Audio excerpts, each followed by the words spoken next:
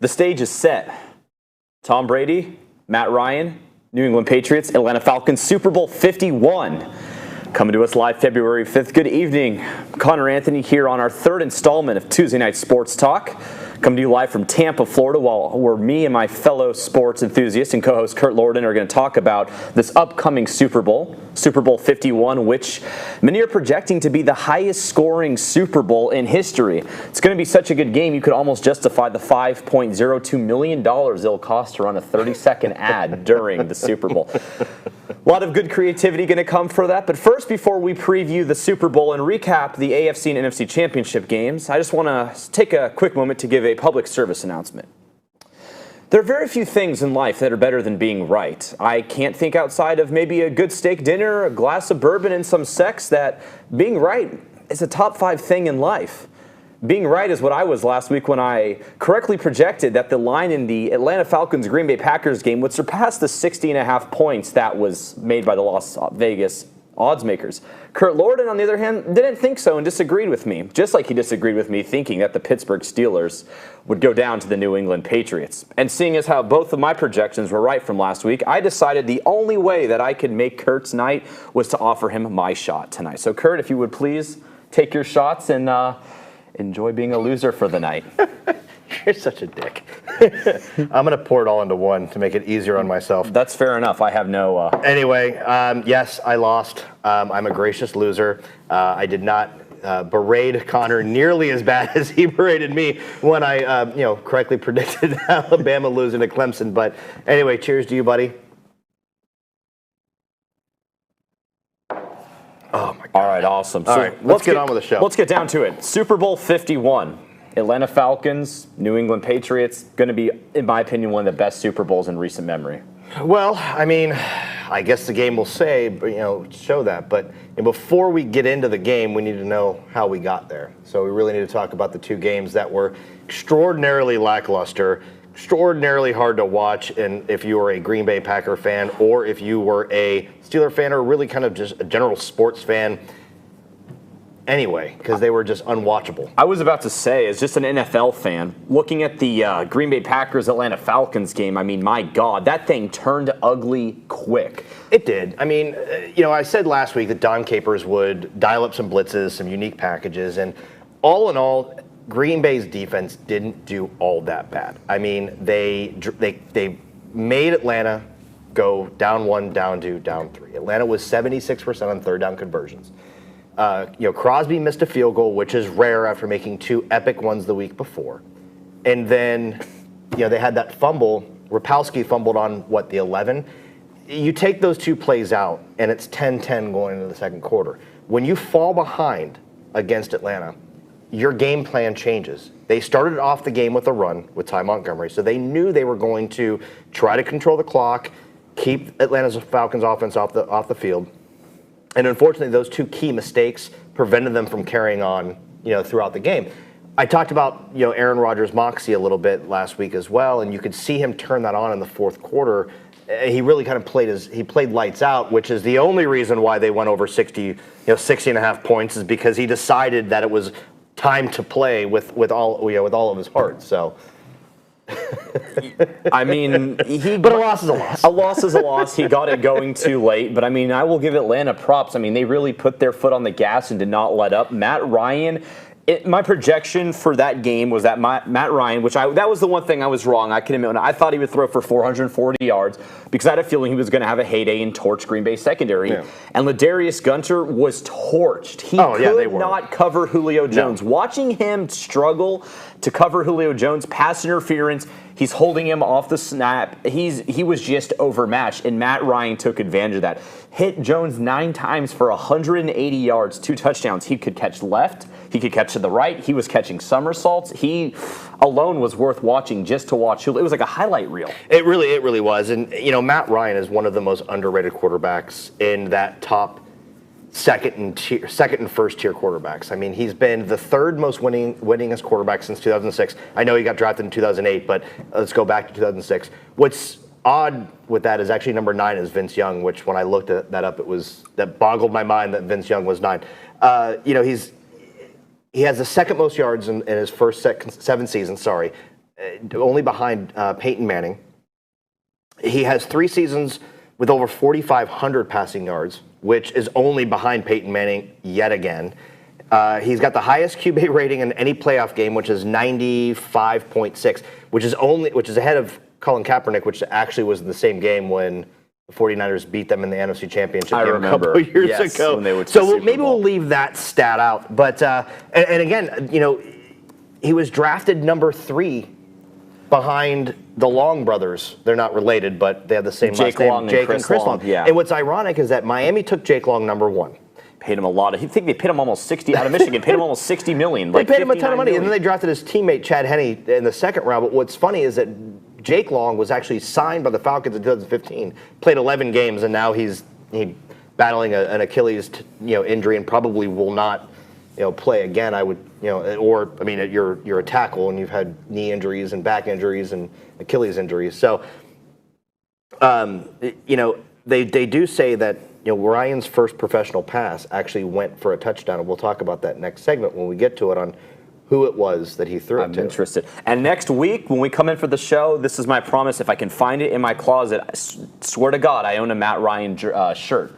I bought a Matt Ryan shirt probably 2 or 3 years ago when I was in college. I think 3. I've always been a huge Matt Ryan fan, and I've always liked him. I've thought he's been an extremely underrated in the sense of there's underrated, and then I call them the Phillip Rivers level of underrated. He has been a Phillip Rivers level underrated. Oh, yeah. Everyone right now is looking at him saying, wow, Matt Ryan is great. Is he an elite quarterback? Is he a top 5 quarterback? Matt Ryan's played like a top 5 quarterback his career, but the problem is his team hasn't won, and they're not the Patriots, they're not the Colts, they're not the Packers. Matt Ryan has been just as good as any of these guys he's played against, but it's because he hasn't been getting that media. Right? I mean, hell, he's not even considered up until this year, he wasn't considered the best quarterback in his division. I guarantee you they're going to put him 3rd behind Newton and Drew Brees. They wouldn't even, have him as the 1st up until this year. No, you're right. And if he wins the Super Bowl in 2 weeks, he'll go to that top level. Now, the floor will be very thin, and he could easily drop down to the lower level. But all of his accomplishments have kind of been – Atlanta's kind of like this overlooked team. And I know I can't figure out why. Is it because they had 2 horrible seasons a few years ago?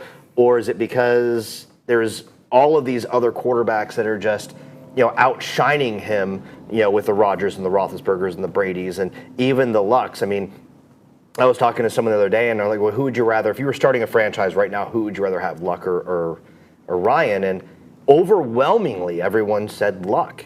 But the question on that, though, then becomes Luck's 4.5 years younger than Matt Ryan. That also would come into effect. Well, say they're all the same age and everything. Okay. Take all the, who would you rather have? Luck's the sexier prospect, but Luck's also already dealt with injury problem. Matt Ryan's never really had injury problems. No, he hasn't. And, everyone's going to say, well, he's a byproduct because it's Julio Jones and Mohamed Sanu. And when Roddy White Gabriel was there, when Roddy White used to be an elite wide receiver, they were fun to watch together because he's had good wide receivers his entire Falcons career.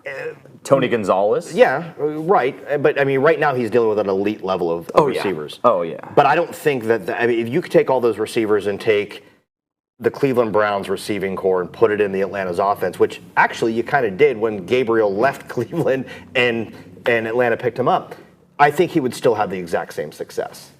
Yeah, I think so. I think he's the kind of quarterback that would make his receivers. He's just very lucky to have phenomenal receivers. And 2 dynamic running backs. And the good thing about this team, no one bitches. No one complains, I got to get mine. Julio can catch 2 passes or 22 passes, and he's like, I got this. It's no big deal. Their running backs, they've basically split carries the entire season. They split, and really, I think, I think Freeman had 42 yards and Coleman had 29. They had 71 combined yards, but they both kind of, were 60-40 on the splits. Right, carries. And they've been doing it all year. Yeah, it wasn't just one giving all the things. So, yeah, the Atlanta Falcons, I'm really interested. Matt Ryan was named the 2016 Pro Football Writers Association and National Football League MVP of the year. He's an all-pro, a Pro Bowler. He won't play in the game, but Drew Brees is going to replace him on the Saints, which, little inter-division rivalry there. But it makes sense. Drew Brees led the league in passing yards and touchdowns, I believe. So. I really hope the Pro Bowl's cool this year. It makes all these All-Star games are getting so ridiculous with people sitting out because of fear of injury, which I get. I'm excited to see the skills competition. That's which what I think everyone is. I don't next think Thursday. I would actually be okay if they just eliminated the game and just did nothing but like 7-on-7 or throwing into a trash can, competition type stuff. Yeah. And in NBA, I would love to see one-on-one. I would love to see, LeBron James against Kobe Bryant one-on-one and see how that goes instead of having this all-star game that's always a debacle and not fun to watch whatsoever. Well, let me ask you this. I actually saw something really interesting today. A thought about what they could do for the NBA All-Star game, where it would be you've got teams of 3-on-3. They play each other in a tournament with a 10-minute running clock, and the winner advances and you seed it. Oh, that would be cool. That would be pretty interesting. I would like that. Or a game of horse. No, that would be cool. I'd rather see a That'd be a game I could probably I'd rather play. see a 3-on-3. What you have let's say you've got like 8 teams or 12 teams, and you've got captains, and the captains pick in like a snake order. Yeah. So you get the first pick, but then everyone else picks and comes back to you, and then you get 2. You can. Yes, I understand the snake draft. Okay, I'm just double checking. I'm not sure. But yeah, the Falcons will be going to their second Super Bowl in team history. Do you know who they lost to in their first Super Bowl? A little bit of some sports trivia right here for you. Denver. 34-19 in Super Bowl 33. Come on, I'm the Mick. You can't school me. Yep. So Green Bay goes down. Their season's over. They take the loss 44-21. And with Atlanta's win, the NFC South becomes the first division since realignment to send all 4 teams to the Super Bowl. Well, they have an unfair advantage. They don't have Cleveland in their division. That's true. But right now, you also have to think, that is pretty cool, though. I was also looking at that stat, realizing, man, the NFC South, best quarterback division in football. Yeah, argument can be made. I don't think the argument even needs to be made. I think the argument's pretty much cemented. I'd have to go through and do a little bit of research. Nah, man, you've got, 3? Has Drew Brees won an MVP? I know he's won Offensive Player of the Year before, but Cam Newton's won MVP, Matt Ryan's won MVP, Jameis is a Rookie of the Year, Cam Newton's Rookie of the Year. Yeah, they're pretty solid. I would see you'll probably see Cam kind of go on the decline, I think. I think he's just very up and down, but I feel like this year they didn't really give him much to play with in the sense of targets. They need a running game. They need a whole offensitive overhaul. But yeah, we'll get to that next year. Another fun fact is the Falcons owner Arthur Blank plans to take every employee he's going to take every employee in the organization, the Falcons organization, to the Super Bowl. That's cool, dude. Walter Blank looks exactly like Walt Disney. Arthur Blank, Walt Disney. Arthur Blank looks exactly like Walt Disney, or Iron Man's dad. Iron Man's dad. He's got that cool mustache and there's that. My last little bit of sports trivia I'll burden you with is, not counting the Falcons, Matt Ryan has defeated all NFL teams except Steelers, Patriots. Awesome. And on that note, we're going to move to the New England Patriots and Pittsburgh Steelers recap. New England 36, Pittsburgh 17. Pittsburgh kept it close till the half, and then after that, no, they didn't. Third quarter, they went down. No, they didn't. 16-0. I was appalled at their defensive game plan. It made no sense. I have no idea why they didn't watch film from the week previous. They were playing a zone coverage, which Brady is going to pick apart. That's the reason why he's 7-2 against the Steelers, 4-1 in the playoffs. Back in the day when they did the zone blitz and they played tackle the catch in hopes to create a turnover or something along those lines, they were disrupting the middle with inside linebacker blitzes, outside linebacker blitzes. They were getting a lot of pressure on the quarterback, which makes sense. They had a nose tackle and 2 defensive ends that actually could rush the quarterback and get pressure on him. And their team had actually been pressuring the quarterback for the last half of the season, but you just can't sit back there and allow a receiver to be so wide open that Connor literally could probably throw a football from this studio and still get Chris Hogan wide open for a touchdown without a cornerback coming anywhere near them. I have no idea what Tomlin was thinking. Tomlin needs to really kind of go back and reevaluate himself because he's been there for 10 years. The first 5 years, he has 5 playoff wins, 2 Super Bowl appearances. The last 5 years, he has 3 playoff wins, no Super Bowl appearances, and 2 of the playoff wins were against wild card teams. So you're seeing kind of this dismantling, or he's losing control of his team. And he truly is, because I've been watching the Steelers for a very, very long time, and I've never seen a more undisciplined, selfish team than I did with the Steelers. Now, Bill Belichick, game planning genius. He ran a formation 19 times in this game that equated to 13 completions and I think 2 touchdowns that he'd only ran 10 times the entire season. So he's doing his research. He's scouting. You're so good for so long. You're drafting in the latter part of the draft. He's losing draft picks for Deflategate, Spygate, any gate you want to open or close, any gate. But what he's doing, he's trading away players throughout the season that he doesn't covet, but another team will. He's getting those draft picks back. I mean, dude's a genius. Dude literally will be the greatest coach in history until someone comes unseats him. But we'll get to that a little bit more after the break, and we'll talk about who scored the first touchdown with Matty Ryan throwing his first touchdown. I'm interested to hear who that is. We'll talk about that next on Tuesday Night Sports Talk. If you were injured in a car crash, what would you do first? Who would you call? You claim to be injured, yet you spoke to and saw an attorney before you saw a doctor. Is that true? Yes. Lawyers on TV tell you to call them first. You can, but should you? The law has changed, and you may find yourself paying your own medical bills if you don't see a doctor in the first 14 days.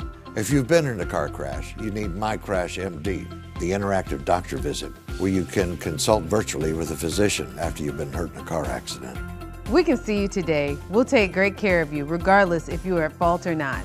MyCrashMD is an actual medical visit with a doctor. No waiting in an ER, no wasting time driving around town. Download MyCrashMD free from anywhere and then see a doctor on any mobile device. Times are changing. If you don't get medical attention within the first 14 days after your crash, you could lose your insurance benefits. So if you've been in a car crash, help yourself and your accident case with MyCrashMD. Revolutionary in his field, Dr. Bonatti created, perfected, and patented the Bonatti spine procedures. Using his genius, Bonatti invented precise tools necessary to minimize surgery, scarring, anesthesia, and recovery. So successful are the Bonatti spine procedures, they consistently reflect 98.75% patient satisfaction. 50,000 successful procedures have been performed exclusively at our location. Over half our patients have suffered from failed back and neck surgeries at other facilities. Bonatti succeeds where others fail.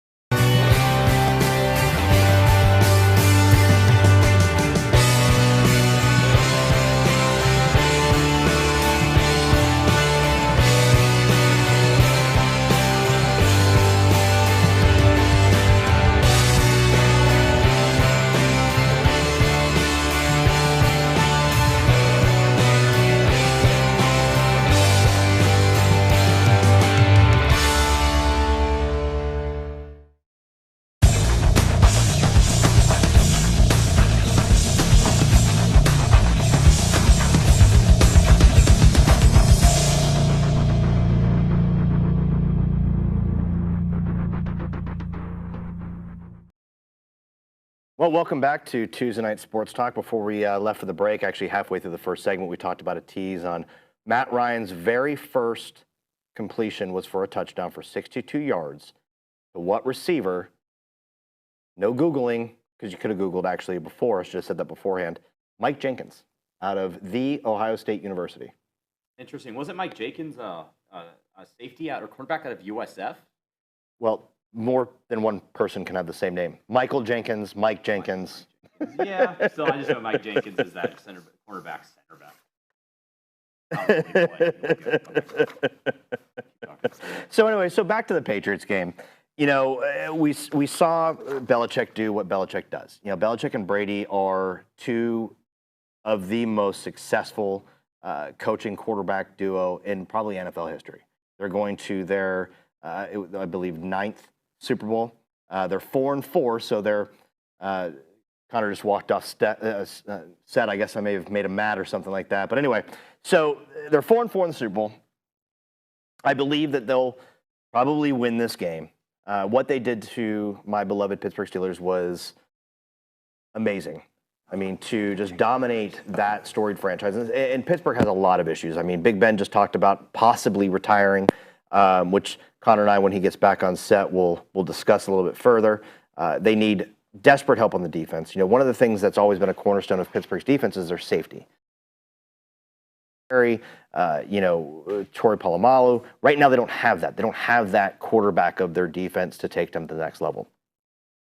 Hopefully, they'll draft one this next draft. Maybe they will. Maybe they won't. But moving forward with the Patriots is the way they protect Brady, the way that Brady is playing right now. I could see him playing another 3 years. His body doesn't seem to deteriorate. He eats nothing but quinoa, and he's got a drop-dead gorgeous wife. Now, debatable. I don't think his wife. I think he could do better. But I did find out that Robert Kraft's 3rd Super Bowl ring is with Vladimir Putin, and there's been a bunch of rumblings about Brady's relationship with Trump, which is hysterical because at least 50% of the country it doesn't like Trump, so he probably doesn't like Brady. It's like they're like the easiest franchise to hate. I think more people don't. Welcome back to the set. By the way. Thanks. I had some mic problems going on there. My mic actually was dead, but that's all right. I think more people actually don't like Tom Brady and the Patriots than don't like Trump. Probably. I think that most of these people going for the Super Bowl are going to be going for Atlanta just because they can't stand the Patriots and they don't want to see them win their 5th Super Bowl in franchise history. Brady and Belichick both going to their. No one likes a winner, and that's unfortunate. And talk about one of the best performances of that game was Chris Hogan. Chris Hogan matched Julio Jones's yards, I believe, with yards and touchdowns. Yeah. I don't think he had as many catches. I think it was 6 for 180 with 2 touchdowns versus 9 for 180. But if you turn that 6 upside down, you have a 9, so we'll call it even. But, New England's had these receivers, Amendola, Julian Edelman, and then Chris Hogan rolls in. Lacrosse player from Penn State, Penn State got cut by the Bills. Yeah, got cut by the Bills. But, dude, 6'1", 220. Julio Jones is 6'2", 220. Outside of the color of their skin, they're the exact same body type. One's just a tad bit faster. And we just kind of lump these receivers into Edelman and whatever, and not to get racial because I'm not going there, but it's like we just Hogan's just another slow receiver. Well, Hogan's also had one good game. Julio Jones. No, he's actually had several. He's growing in that offense, and I had him on my fantasy team, and he helped me win a couple of games. You're going to see him explode next year. And there's a reason why Pittsburgh. Dude's good. Dude's legit. No, he's looked good, and it'll be really interesting to see. But before we get into more of this, I just want everyone to know right now, Patriots Falcons. Who's your pick to win the Super Bowl? Because I've got a little. What's the spread? I believe it's New England favored by 3.5. Okay.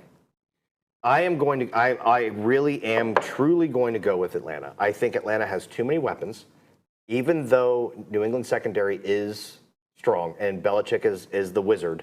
I'm going with Atlanta. All right. Well, here's my pick. My pick is going to be Atlanta also. But when you have you been horrible picking champions? When you hear my pick, here's the history behind it.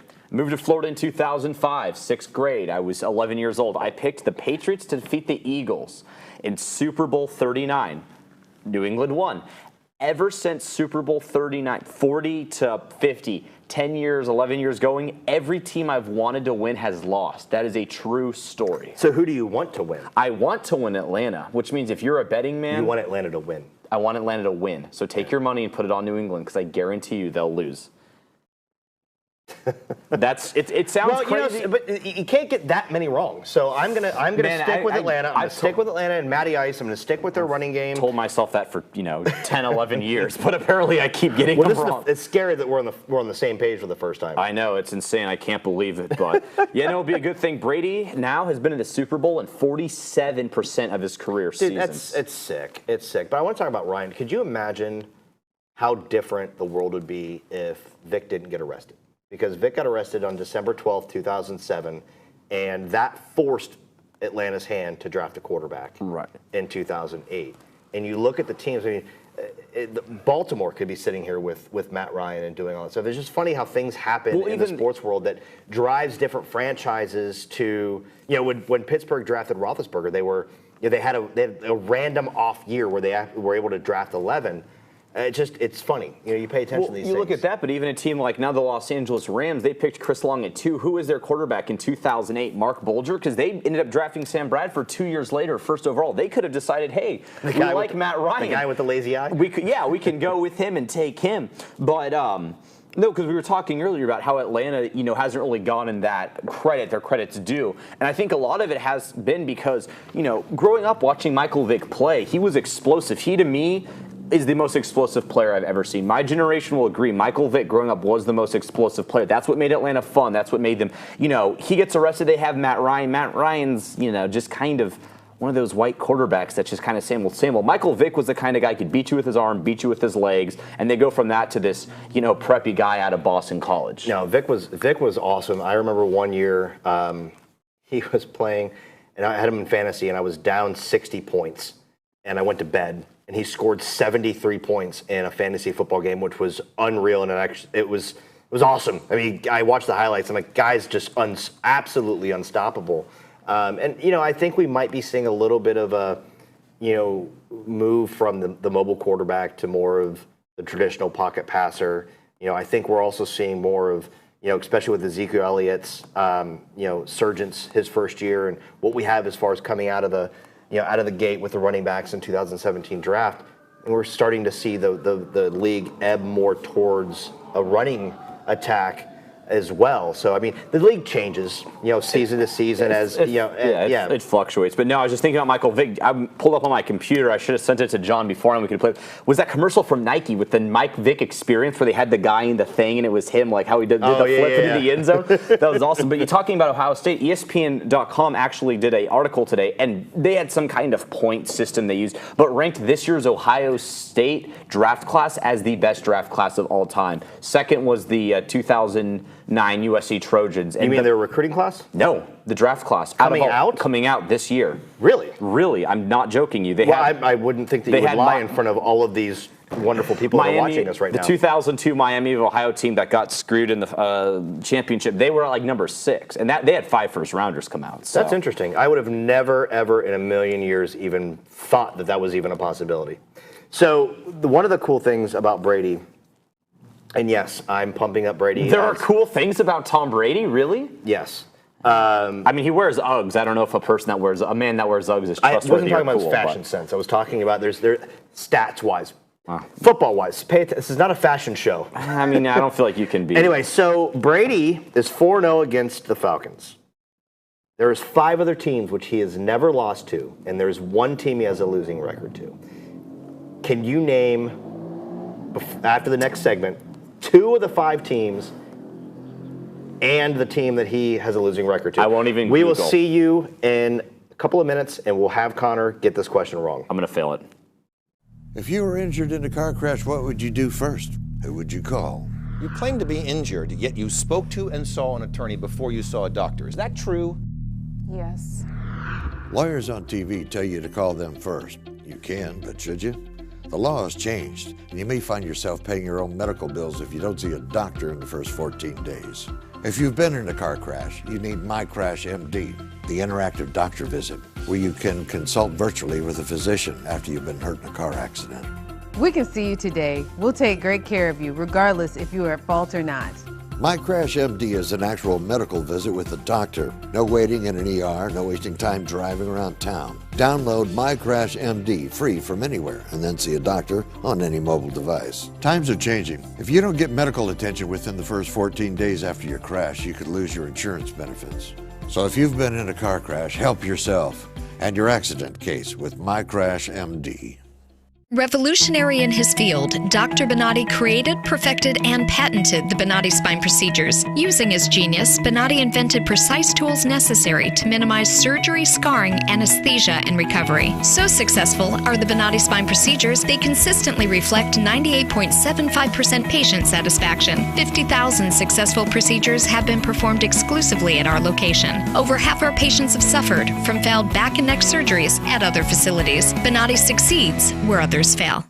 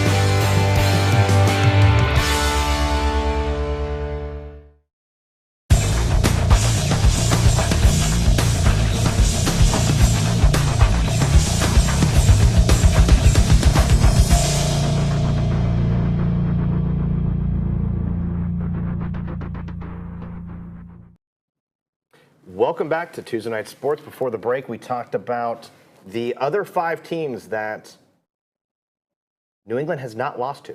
And I just asked Connor to just name 2 of them, and then also the one team that they have a losing record against. Under Tom Brady. So let me think. They have a they've never lost to. I'm sorry. Let me rephrase. It's going to be some obscure. Let me guess like the Browns. No. Okay, the Jags. They've never lost to the Browns, or they've never lost to Jacksonville. Okay, let me think of like an obsolete. Let me guess like the Rams. Nope. Okay. You got one more guess, and I've just got bored with this whole situation. 49ers. No. He's never lost to Dallas, Chicago, Tampa Bay, Jacksonville, or Minnesota, and also obviously Atlanta. What's the one team he has a losing record against? It's going to be somebody. Is it somebody they played a lot? New York, the Giants. Nope. Denver. That's who I was going to think. I was thinking Indianapolis or Denver. Now, but Joe Montana also had a losing record against Denver. Well, he played against them when they had John Elway, though, so that makes... Right. sense, yeah. But still. So anyway, so Denver is the one team that they have. He's 6-9 against Denver. Okay, that's interesting. It makes sense. But speaking of Tom Brady fans and giving all Tom Brady all that love, We're giving him a lot of love today. I know, right? Johnny Manziel was at the AFC title game wearing a Tom Brady jersey. Johnny Manziel, Johnny Football 2014 Heisman Award winner, said that he's sober, he's ready to come back. He just needs one team to believe in me. Do you even take the risk on Manziel? Yeah, you do. You do? You do. I mean, what are you going to lose? You know, if you have given the league minimum, and then at that point you put him as a backup, and maybe he turns into something. He's got the talent. He's just his head's all jacked up.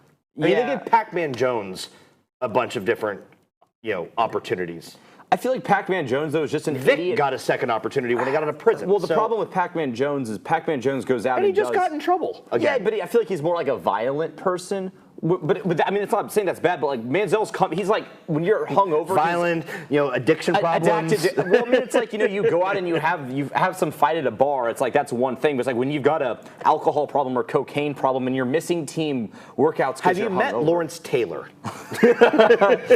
But he's not Lawrence Taylor. Doesn't have that skill level. But Manziel, we don't know. He played like a year and a half. Listen, I'm not supporting Manziel, but I am proud that he's taken the steps to make himself a better person. Well, kid is young. He actually went. He's my age. He might be he's a few months older than I am, so he's 24. But he actually went back and enrolled at Texas A&M, tried to finish classes, get some classes knocked out of the way. But Manziel's from Kerrville, Texas, which is about an hour outside San Antonio, which is where I'm from. My family's from, and no one there is surprised because my family that lives, an hour outside, they knew who he was in high school, and they were like, he was a pompous ass then. He was, his parents are rich. He's had everything handed to him. He's always been like that. When he was at A&M, he had problems being there because he didn't like being told what to do. He was missing quarterback camps. He was, fighting with the coaches. So everyone in Texas warns me, and I'm like, I think he'll be fine. Cleveland drafted him 22nd overall in 2014. Teddy Bridgewater went 32nd. Derek Carr went 36 in that draft. Right. Well, this kind of goes back to what I've been talking about for the past 2 weeks. Do not draft a quarterback out of desperation. If Manziel would have gone to, say, Green Bay or New England, or another established franchise that had a legitimate leader quarterback, and he had to play second fiddle for a while, he probably would have toned his attitude down and may have developed into a blossoming quarterback. I mean, let's put ourselves in these kids' shoes. 21, 22 years old, maybe younger, maybe a tad bit older. They walk out of college, they get millions of dollars. You're not going to act like an idiot? I mean, come on. It happens. So, I mean, we see people that make $150,000 a year that act like idiots. So giving him another shot isn't a bad idea at all. It just has to be the right situation, the right environment, and the right coach to put him in his place and get him to buy in. I hate to say it, but Belichick is kind of that person. Interestingly enough, correction real quick, I just realized, I just looked up. Manziel was a 2012 Heisman winner, not 2014, drafted in 2014. But Manziel was actually going to be taken by Dallas. Jerry Jones' son had to physically rip the draft card out of Jerry Jones' hand because he's like, we don't want Manziel. Jerry Jones wanted Manziel. There was even talk about him, him and RG3 maybe going to Dallas before the whole Dak Prescott era. That just goes to show what an awesome talent Jerry Jones' son in for running up and grabbing it. No, I'm telling you, Jerry Jones, he's great at evaluating talent. I know. I mean, he didn't want to draft Zeke, and he's like, when the Chargers took Bosa right before, I actually watched this 4 or 5 times on replay on the draft night on how desperate and desolate the war room for Dallas looked when Bosa was picked. They're like, what do we do? What do we do now, dude? What do we do now? I mean, I imagine they were banking on Bosa because they're talking about the Chargers getting Jalen Ramsey or Laramie Tunsil until that video came out with him with the gas mask smoking weed. With the bong. But I mean, honestly, Miami's looking at that draft pick like, man, we just saved ourselves, a couple $1 million, and we're getting the same player. But. Listen. I'm always a big fan of a feel-good comeback story. I mean, I think everyone deserves a second chance. People make mistakes. We're all humans. We're not perfect. So the fact is, he's made the decision to make himself better, clean himself up. Yeah, I mean, as much as I dislike the guy, give him a shot.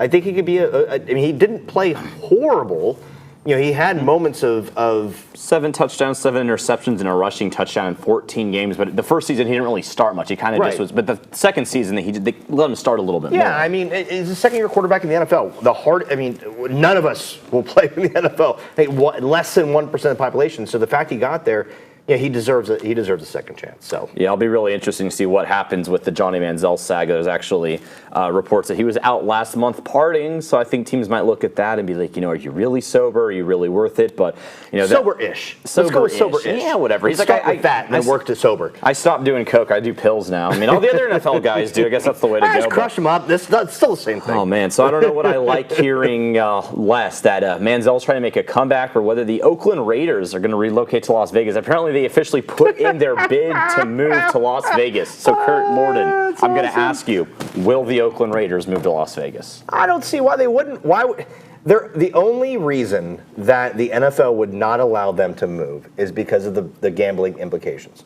But on every major sports network, you have people covering spreads, talking about spreads. Gambling now is a mainstream conversation. It's legal in a lot of states. Sports booking isn't, but you have casinos here locally in Tampa, and you have them down in Immokalee, and you have them in Miami. It's part of Americana now. It happens. So yeah, why would you handicap a city because of what they do? It makes no sense. And I think the Raiders will actually prosper in that environment. The revenue will go up. Yes. People will want to go play there. They'll get a badass stadium. Maybe not like Mercedes-Benz Stadium, which if you guys have an opportunity to Google Mercedes-Benz Stadium, the new Atlanta Falcons Stadium, it is one of the most incredible stadiums I've ever seen in my entire life. We actually are going to put it on our Facebook page. It's up on our Facebook page. Just look up Tuesday Night Sports Talk at Tuesday NST. You can see it. It's incredible. But this stadium that the Raiders are going to be potentially getting is worth more than the Mercedes-Benz Stadium. So let me put into how much it's going to be broken up into. Mark Davis, the owner, is going to arrange $500 million in finances. Okay. Mm-hmm. Sheldon Anderson, who's this huge casino typhoon billionaire, is a huge Republican National Convention owner, is going to put up $650 million of his own dollars, and $750 million would come from a lodging tax, mainly be paid by tourist hotel tax. So all in all, they're going to be looking at about $1.9 billion for a stadium in Las Vegas. The Bay Area is going to be only offering about $1.25 billion. And that's going to be a privately funded stadium, right. Smaller. But no, I hope they move. So I heard Phillip Rivers is replacing my man Big Ben. Yeah, Phillip Rivers today was added to the Pro Bowl, which is going to be in Orlando, which I actually was going to have tickets to. I had a buddy that said, hey, Connor, I have tickets from a friend. Do you want to go to the Pro Bowl? I'm not going to go. Okay, sure. Those are pretty decently priced tickets. I'll go. Text him today, hey, you still got those tickets? Oh, no, my friend actually wanted to go. I'm like, wow, you're an ass. But you can't win them all. But Phillip Rivers named to the Pro Bowl as an alternate for Ben Roethlisberger. This will be his last game as a San Diego Charger. He joins Melvin Gordon and Casey Hayward there. So there'll be 3 Chargers, which is the most they've had in a Pro Bowl since 2012. And even though they're going to be the LA Chargers, this will be the last time they rep San Diego. He doesn't really like going to Pro Bowls. He rarely went out to the ones. He's been named 6 times now. He's only played in 4. But a lot of these big name players don't. But he said he felt obligated to the city of San Diego to go play because this was his game as a Charger. But let me ask you this. Rivers is replacing Roethlisberger now because of Roethlisberger injury. Well, there's been some reports we put up on our Facebook page, Tuesday Night Sports Talk, that Roethlisberger was telling radio in Pittsburgh that he might consider retiring. I've watched that or listened to that 2-minute clip. One, they asked the question. So, yeah, he's going to ask. And, yeah, he's 34 years old. He's gotten beaten up. I mean, there was one year where he had 50 sacks. So he's got an injury concern. I think this is more of an alert to the organization on shit's got to change or I'm out because this isn't worth my time to get to this point, to have an undisciplined team, to have Facebook Live photos, to have our linebacker coach get arrested for disorderly contact. I mean, these are the things that never occurred under Rooney football. They let go of Santonio Holmes after he won the NFL or the Super Bowl MVP because he got a weed arrest. I wouldn't be surprised, and mark my word right now, that they don't trade Antonio Brown in the offseason. Really? Yes. They have the receivers to cover him, to replace him. Bell's going to be a restricted free agent, so they're going to re-sign him because if they let him go, they're getting nothing in return. They know they have to go after a quarterback. They need secondary help desperately. They need a marquee safety. They need to trade up with San Diego and take Malik Hooker, who has the size, the speed, the athleticism of a Troy Polamalu. I will tell you right now, there is going to be some big shakeups in Pittsburgh's roster, and I think Antonio Brown is gone.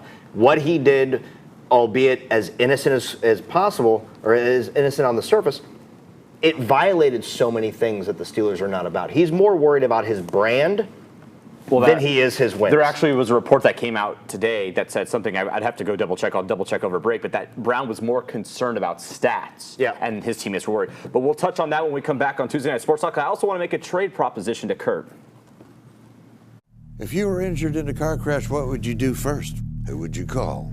You claim to be injured, yet you spoke to and saw an attorney before you saw a doctor. Is that true? Yes. Lawyers on TV tell you to call them first. You can, but should you? The law has changed, and you may find yourself paying your own medical bills if you don't see a doctor in the first 14 days. If you've been in a car crash, you need MyCrashMD, the interactive doctor visit, where you can consult virtually with a physician after you've been hurt in a car accident. We can see you today. We'll take great care of you, regardless if you are at fault or not.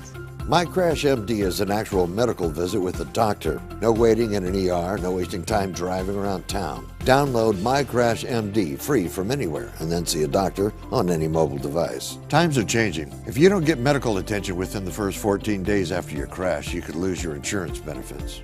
So if you've been in a car crash, help yourself and your accident case with MyCrashMD.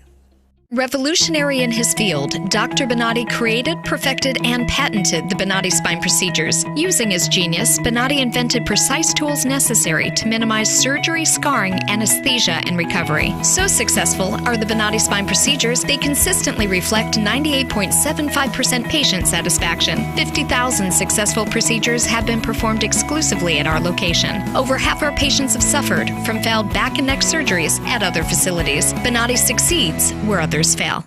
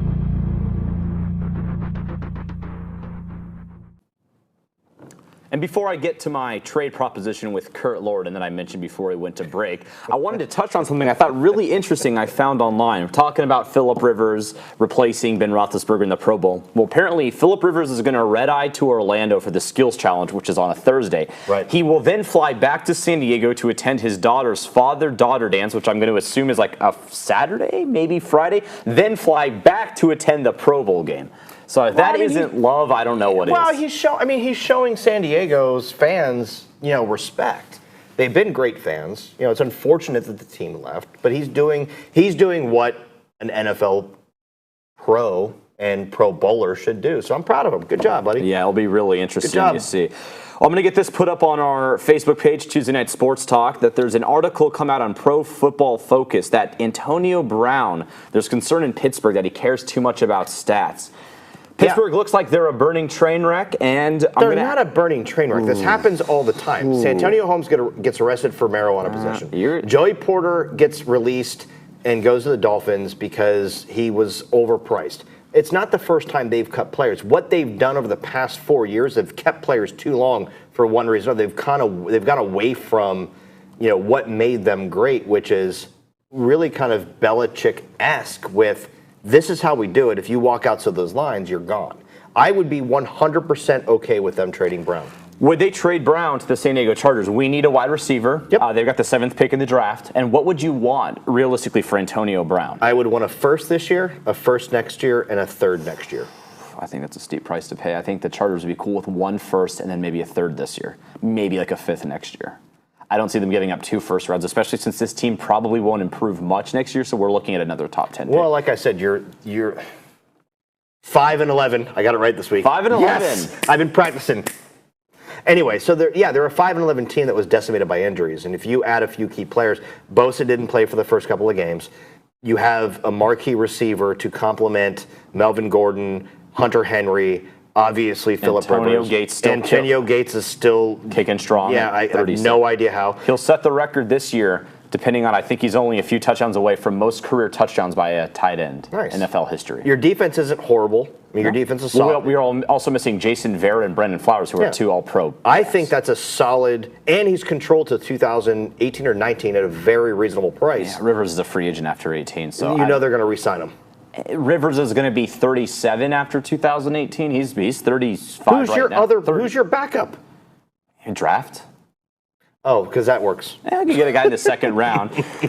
We'll see how it goes, but a little bit. Just flip a coin and say, I'll take this guy. With all this baseball news or football news going on, a little bit of baseball news last night. Rays trade 2nd baseman Logan Forsythe to the Dodgers for right-hand pitching prospect Jose De Leon. Kurt likes the trade. I love the trade. I'm a Dodgers fan. I absolutely love the trade for the Rays. Absolutely love it. We took their number 1 prospect for Forsythe, who's 29, gonna be 30. Granted, he's had back-to-back years with 17 and 20 home runs, respectively, but he's still 29, coming on to be 30 this year. They still have, Nick, that's gonna probably end up being the next Ben Zobrist. Nick Franklin? Yeah.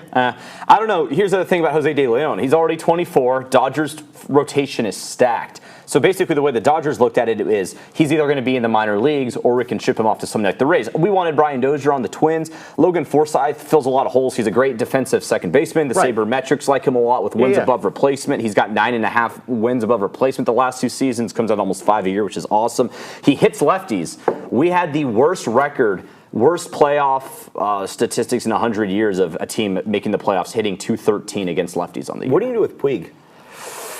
I think they're going to Puig said the other day that he wanted to be a starter, whether that was in Los Angeles or somewhere else. I think that they're going to let him play out the season, see how it goes. They sent him down to AAA Oklahoma City in, I believe, August. He went down there for about a month, really kind of got it together and came back to the pros doing really well. So I think they're going to wait and see, but they also have they have him on a short leash. We're talking about trading him for Ryan Braun. We've got top prospects that are outfielders that we could potentially slot into there. So the problem with Puig really goes into what other teams are willing to bite on him. So Right. if we can ship Well, he him seems off, to be a kind of a cancer. he is a loose cannon, and the problem is whatever we want to do with him, we still want to get something for him. So if he's performing well enough that we're able to flip him, yay. But if we're going to give him for some mid, tier prospect or some, AA prospect, we probably will skip on that. But it'll be interesting. But Evan Longoria was upset about it at third baseman. He said, "I'm Well, surprised." because he's next.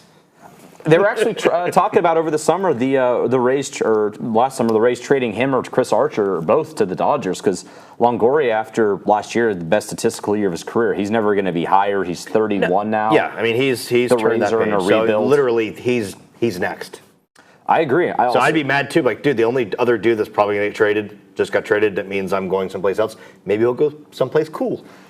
I don't know. I think it's interesting because you've got a very large market, not market, but on the other side of the market, there's a lot of good third basemen in the MLB. So the demand for it isn't like a second baseman. The second base market is, pencil thin. So there's not many people you're there. right. You're right. So it's time to pick on the Browns. Oh, okay. I can do that. I can. That's Well, something, it's pretty easy. That's something I can do. That's something I can get behind. So the Browns' involvement in the Super Bowl is actually pretty important. In 1995, Bill Belichick, who's now the czar and the master of the New England Patriots, was the head coach. He also had Nick Saban on that coaching staff. So between the two of them, they have 9 championships between college and pro. Yeah. I mean, unbelievable. That coaching staff was awesome. Deion Lewis used to play for the Browns. Yeah, that's true. Alex Mack, who used to play for the Browns. Yeah. Gabriel used to play for the Browns.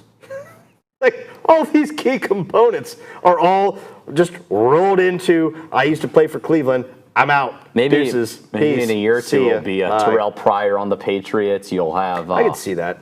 Corey Coleman maybe on the Packers. I really wish they would get the Browns and Steelers.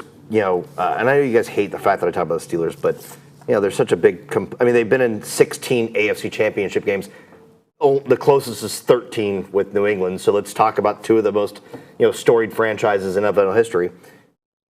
So It's weird to me that New England is considered a marquee franchise because when you think of like tradition, you think of the 49ers, the Steelers, the Cowboys, the Packers. But now you got to think of New England, especially if they win this title, Super Bowl 51. They're going to have 5 championships. That's only second to Pittsburgh, tied with Dallas and San Francisco, if I'm not mistaken, because Pittsburgh has the most with 6. they have 6. Right? Yeah. But if you look at what their success has been since 2000, it's unparalleled. It's the longest. Now I will tell you this: they went through a 10-year drought of Super Bowl wins where they lost twice against the Giants. Yeah.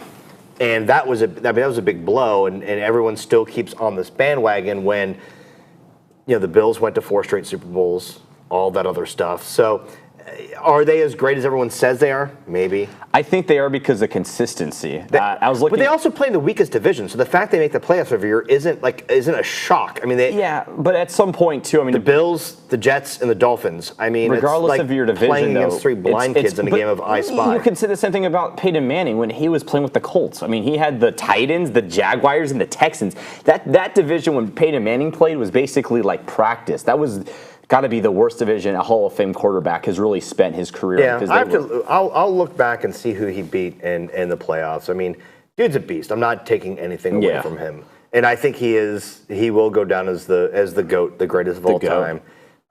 His stats are phenomenal, and last week I figured out what Connor's true age is. So next week we're going to talk about the top 10 things that Connor missed by being born a decade late. In 1993. In 1993. One of which is when Nancy Kerrigan got the lead pipe from Colonel Mustard in the library. And you probably don't even know what Clue is. I've played Clue before. I've won Clue. I'm actually really good at Clue. I watched a lot of Forensic Files. It helps out. But I was born a little too late for 80s pop. That's my favorite preferred station on Pandora. I'll jam out to 80s pop music. I drove from Tampa to LA listening to nothing but 80s pop for the 40-hour drive. Who's your favorite 80s band?